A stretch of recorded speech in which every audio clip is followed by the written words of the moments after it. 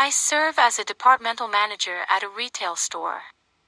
On this particular day, another manager and I were restocking a shelf near the front of the store when a familiar-looking customer approached us.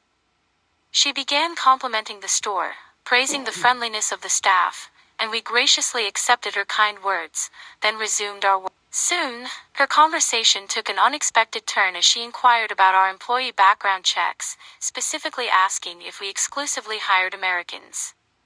I responded, "Well, ma'am, our hiring process ensures that anyone with a legal right to work in this country and who fits our team's requirements can be considered for employment."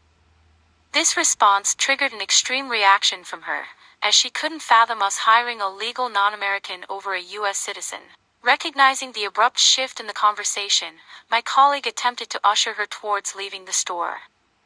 Meanwhile, I stood there in disbelief, considering that such blatant racism was quite unusual for our region in the Northwest. The customer persisted, asking, "So, if you had an American and a Mexican applicant, you'd choose the Mexican?"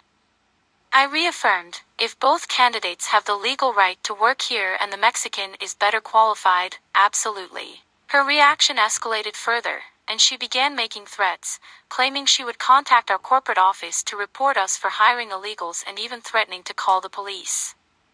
It was worth noting that while we did have a diverse staff, the employees within sight and earshot at that moment were primarily Caucasian, which made her comments all the more perplexing and offensive. In response, we firmly informed her that it was time to leave and take her opinions with her. She complied momentarily but then turned back, and my colleague reiterated the request.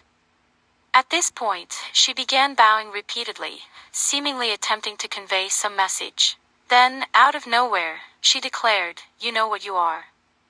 When asked what she meant, she responded, "Well, I'm not a shit, but you, sir, you are a shit. You are all shits."